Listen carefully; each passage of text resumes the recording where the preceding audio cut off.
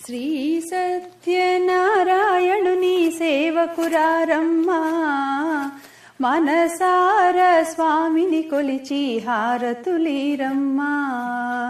శ్రీ సత్యనారాయణుని సేవకురారమ్మా, మనసార స్వామిని కొలిచి హారతులీరమ్మా.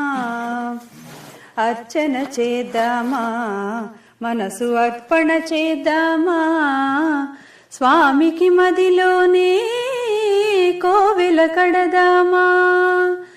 అర్చన చేద్దామా, మనసు అర్పణ చేద్దామా, స్వామికి మదిలోనే కోవెల కడదామా.